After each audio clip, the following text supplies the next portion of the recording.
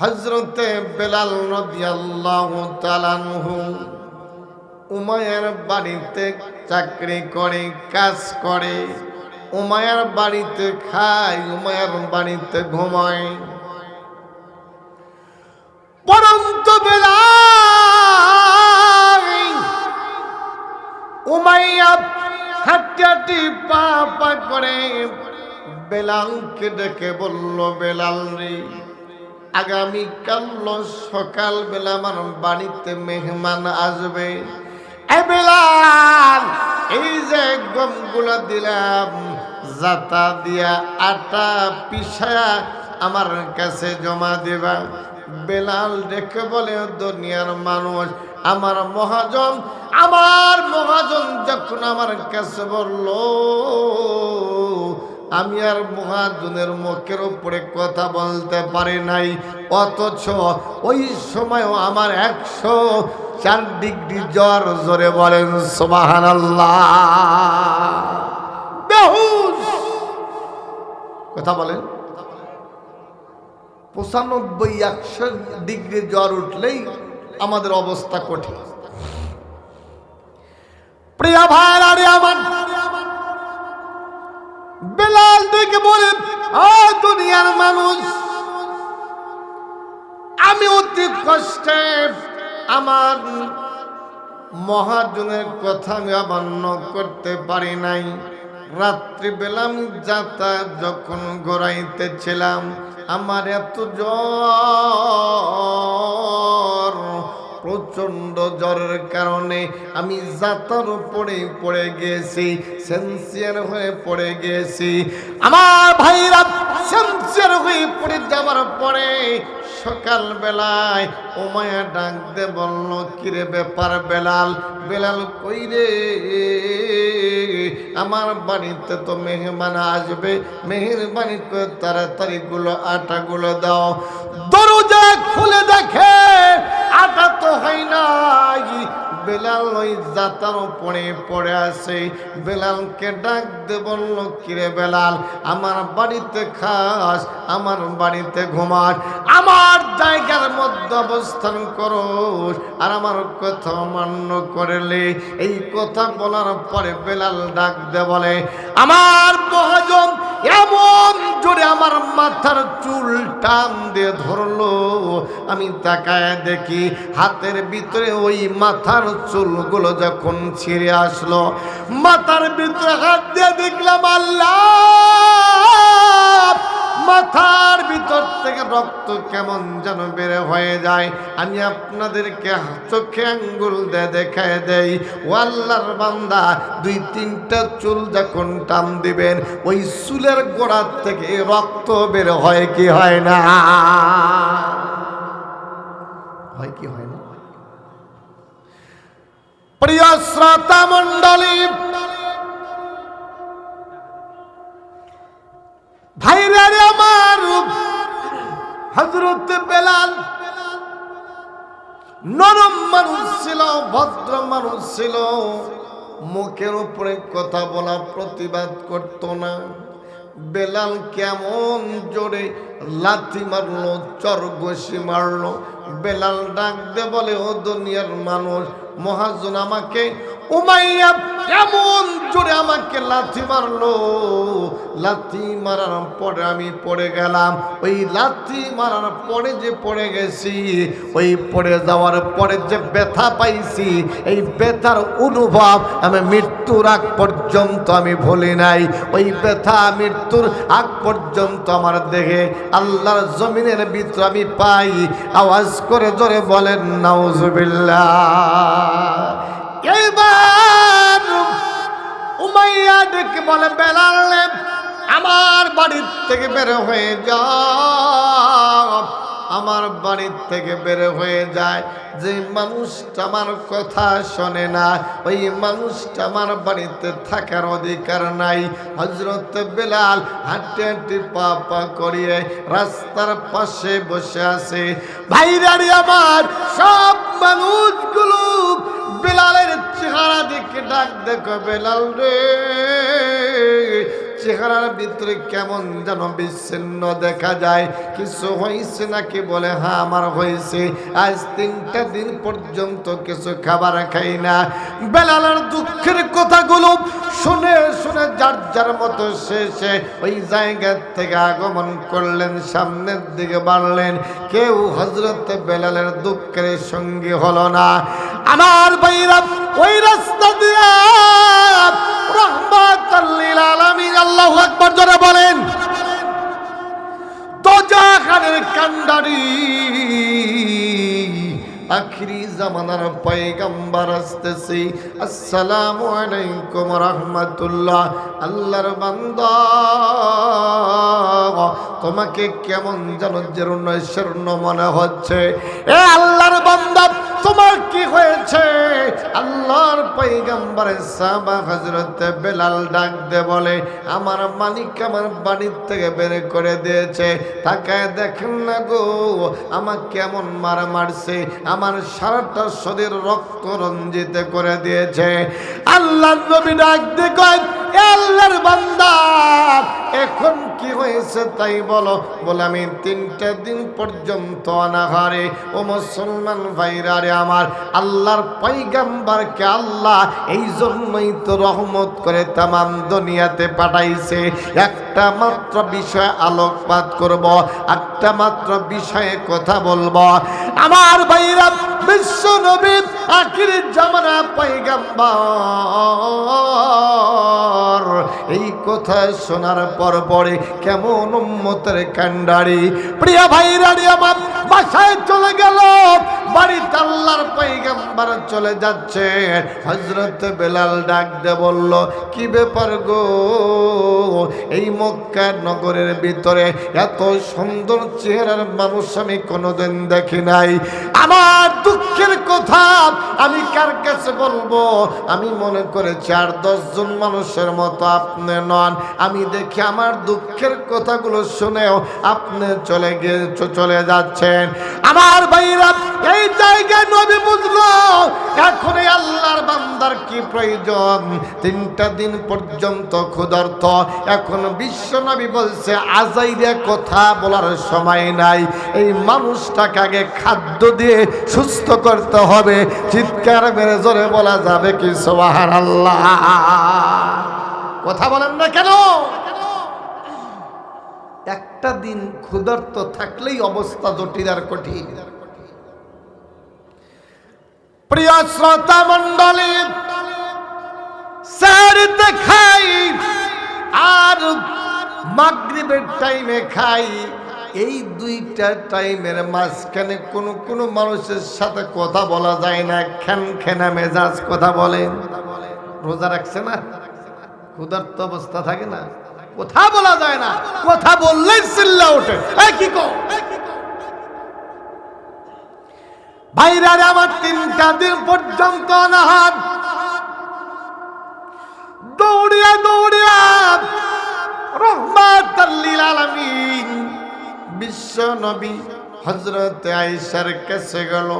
আমার প্রাণ প্রিয়তমা বিবি আয়েশা রে, আমার ঘরে কি কোনো খাবার আছে? এমন পরিবার বাজার, আয়েশার ঘরে কোনো খাবার নাই। আয়েশা ডাক দিয়ে বলল, রাহমাতাল লিল আলামিন, ও বিশ্ব নবী আল্লাহর বন্ধু, আমার ঘরে ব্যক্তিগত কোনো খাবার নাই, তবে নবীজি পাশের বাড়ি থেকে 1 গ্লাস দুধ আপনাকে হাদিয়া দিয়েছে আর 3টা খুরমা খেজুর হাদিয়া দিয়েছে। এইটাই আমার বাড়িতে চালান। আল্লাহর পয়গম্বর ডাক দে বলল, বিবিরে দুধটা দাও আর 3টা খেজুর আমার হাতে উঠায় দাও। আল্লাহর পয়গম্বর বলল, একজন গোলাম আল্লাহর রাস্তায় পড়ে আছে, ওই গোলামকে আগে খানা খাওয়াতে হবে। প্রিয় পাবনাবাসী ভাইরা, এমনি তো আল্লাহ পাক রব্বুল আলামিন রাহমাতাল লিল আলামিন করে বলেন নাই? আল্লাহর নাম রব্বুল আলামিন আর নবীর নাম রাহমাতাল লিল আলামিন। সুবহানাল্লাহ। বাড়ির যা হয়ে জোরে কান সুবহানাল্লাহ। সুবহানাল্লাহ বলবেন, আকাশ বাতাস মুখরিত করে জবান থেকে জোরে বলবেন আমার আল্লাহ পাক আসমান থেকে এই জমিন বরাবর যত ফাঁকা জায়গা, যেই ব্যক্তি জোরে সুবহানাল্লাহ পড়বে আকাশ থেকে জমিন বরাবর ফাঁকা জায়গাটুকুন আল্লাহ পাক ওই ব্যক্তিটার নামে নেক আমল দিয়ে ভরপুর করে দেয়। আরো জোরে বলেন নারায়ে তাকবীর। আমার ভারত বিশ্ব নবী আখিরি জামানার পয়গম্বর হাঁটে হাঁটে পা পা করে এই দুটুকুন আল্লাহর জমিনের ভিতরে হযরত আয়েশা উঠায় দিল।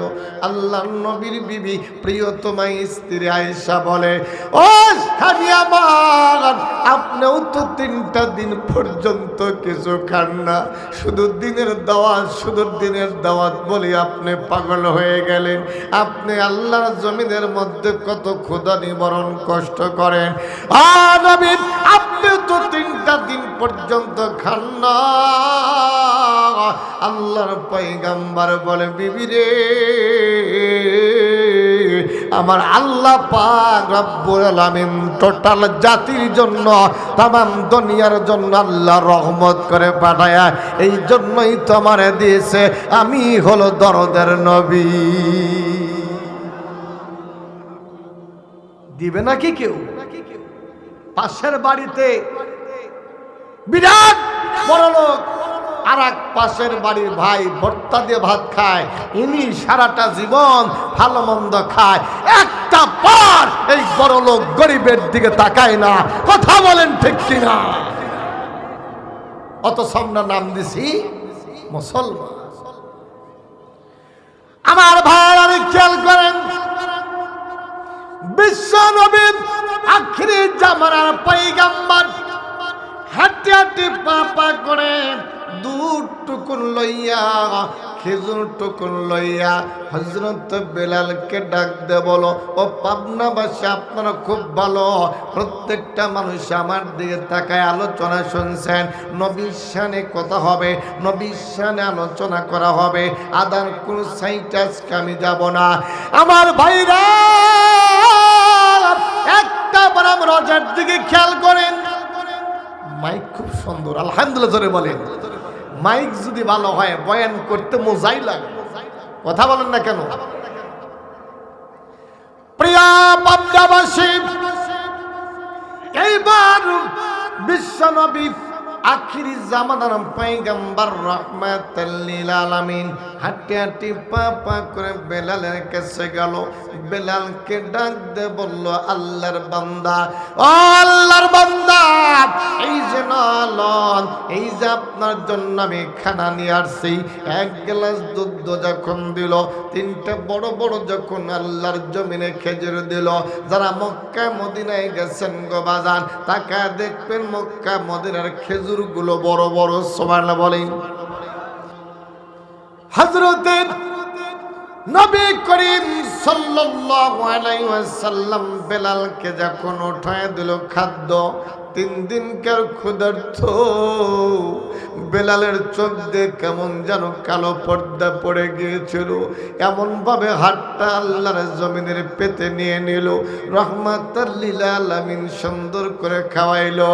ভাইরা রে আমার, এইবার বিশ্ব নবী তাকায় দেখে আল্লাহর বান্দা কেমন তৃপ্তি করে খানা খাইতেছে। নবীর চোখ দিয়ে ঝরঝর ঝরঝর করে পানি পড়তেছে, অথচ নবী 3টা দিন পর্যন্ত কোনো খানা খায় না। বেলাল ডেকে বলে, আমি খাই, আর দেখি রাহমাতুল লিল আলামিনের চোখ দিয়ে পানি পড়ে। আস্তে করে এইবার বেলালকে ডাক দে বলল, বেলাল রে, বেলালকে ডাক দে বলল, আল্লাহর বান্দারে, তোমার কি কাজ করতেছিলে? চলো যাই তোমার মহাজনের বাড়িতে আমি যাব। বেলাল আস্তে করে নিয়ে মহাজনের বাড়িতে গেল। মহাজনের বাড়িতে যাওয়ার পরে সুন্দর করে রাত যখন গভীর হয়ে গেল, আমার ভাইরা রাহমাতুল লিল আলামিন করে বলে হযরত বেলালকে আল্লাহর পয়গম্বর ডেকে বলেন, বেলাল ডাক দে বললেন, আল্লাহর বান্দারে তুমি ঘুমিয়ে পড়ো, 3টা দিন পর্যন্ত তুমি ক্লান্ত অবস্থায় আছো। এ আল্লাহর বান্দা, তুমি আমার চাদর মরে যে ঘুমাও, তোমার বাদ বাকি আটাগুলো এই গমগুলো আমি সুন্দর করে জাতা দিয়া পিছায়া পিছায়া দেই। চিৎকার মেরে জোরে বলা যাবে কি সুবহানাল্লাহ, সুবহানাল্লাহ, সুবহানাল্লাহ, সুবহানাল্লাজি আমার বানাইছ মাওলা কবরের আসামি, আমার মাথার পাগড়ি খুলিয়া দেখো মাথায় টোপে ছিল নাকি, আমার বানাইছ মাওলা জাহান্নামের আসামি, আমার পায়ের বান্ধন খুলিয়া দেখো পা দিয়া হেঁটে নামাজে গিয়েছিল নাকি, আমার বানাইছ দরদে জাহান্নামের আসামি, আমার পেটের বান্ধন খুলিয়া দেখো পেটে হালাল খাবার ছিল নাকি, আমার বানাইছ মাওলা জাহান্নামের আসামি। ভাই, ইবাদত কেন কবুল হয় না? হাদিস শরীফের ভিতর সে মানুষের ইবাদত কবুলের 1 নম্বর শর্ত হলো হালাল খানা খাইতে হবে। আপনি আপনার কলবে হাত দিয়ে দেন, আমি আমার কলবের ভিতরে হাত দিয়ে দেই। কয়টা পরিবারে কয়টা ফ্যামিলিতে হালাল খানা আছে? সুদ আর ঘুষ দিয়ে জর্জরিত, কথা বলেন ঠিক কিনা? আমার ভাইরা রে, এই জমিনের ভিতরে ছোট্ট ফ্যামিলি থেকে নিয়ে রাষ্ট্র পর্যন্ত সুদ আর ঘুষের কোনো বিকল্প নাই। বড় বড় অফিসাররা আল্লাহর জমিনের ভিতরে কলমের খোসা দিয়ে আল্লাহর জমিনে দুর্নীতি করে। তামাম পৃথিবীর ভিতরে আল্লাহর জমিনের ভিতরে ঘুষ খায়। এই ঘুষ খাইয়া আল্লাহর জমিনের ভিতরে মুসলমান ভাইরা যাকাত দিতে, যাকাত দেয়, হজে যায়। আল্লাহর কসম করে বলি, হালাল টাকা না হলে আল্লাহর কোন ইবাদত আল্লাহর দরবারে গ্রহণযোগ্য হবে না। রিস্কাওয়ালা ভালো কথা কন না, রিস্কা চালায়া চালায়া কামাই করে খায় হালাল টাকা, এর ইবাদত একটা সাজদা দেবে আল্লাহ পাকের আরশি আজিমে কুদরতি পায়ে পড়ে যাবে। আল্লাহু আকবার জোরে বলে। গরিব যদি গরিব হয়, এই গরিব কিয়ামতের ময়দানে 500 বছর আগে জান্নাতে যাবে। গরিব এমনও নম্র ভদ্র গরিব আছে, ধাক্কা দিবেন কথা বলবে না, খালি টুলটুল করে চা থাকবে।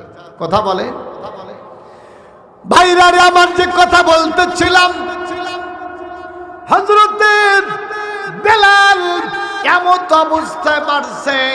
তারপরে 3 দিন পরে যখন ক্ষুধা নিবারণ হয়েছে, শরীরটা কেমন যেন একটা হালকা ভাব এসে গেছে, কেমন যেন একটু নিদ্রার ঘুমের একটা ভাব আসলো। আল্লাহর নবী বলল, আল্লাহর বান্দা তুমি ঘুমাও। ও পাবনাবাসী ভাইরা,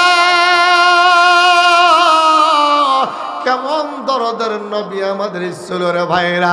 আল্লাহর বান্দা সুন্দর করে যখন ঘুমায় গেছে, নবী আস্তে করে ওই বাদবাকি কাজগুলো গমগুলো সুন্দর করে যাতা ঘুরায়া ঘুরায়া পিছাইতেছে, আটাগুলো বের করতেছে। হাত যেন নূরের হাত, এত সুন্দর চেহারা হাতের ভিতরে। আল্লাহ পাক রব্বুল আলামিন ডাক দে বলে, তামাম পৃথিবীর যত চেহারা আছে সব চেহারা যদি 1 পাল্লায় তুলে দেওয়া হয়, আর আমার নবীর চেহারা যদি 1 পাল্লায় তুলে দেওয়া হয়, আমার দরদের নবী আমার হাবিবের চেহারা আমি আল্লাহর দরবারে ভারী হয়ে যাবে। আচ্ছা বলেন তো, চন্দ্রের চাইতে সুন্দর দুনিয়াতে কিছু আছে? কথা বলতে হবে, আছে ভাই? না, এতগুলো মানুষ কথা বলতে হবে। যদি শ্রোতা বক্তার সাথে কথা না বলে, ছাত্র যদি শিক্ষকের সাথে কথা না বলে, তাহলে ওই ক্লাস করে মজা পাওয়া যায়।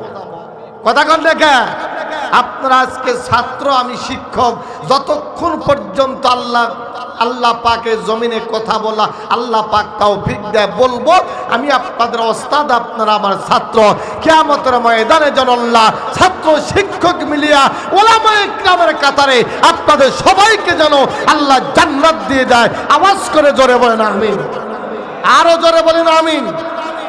আমার ভাইরা, বিশ্ব নবী আখেরি জামানা পয়গম্বর হাঁটে হাঁটে পা পা করে মুসলমান বাজান রে সুন্দর করে যখন যাত্রা ঘোরাইতেছিল, আমার ভাইরা হযরত বেলাল আস্তে করে ডাক দে বলে, দুনিয়ার মানুষরা রে, নবীজির চাদরটা এক সাইড দিয়ে ছেঁড়া ছিল, এই চাদরের এক সাইড দিয়ে আমি যখন প্রায় ৩-৪টা রাত বেজে গেল, আমি ছিদ্র ভিতর দিয়ে তাকায় দেখি আল্লাহর পয়গম্বর যাত্রা ঘোরাচ্ছে।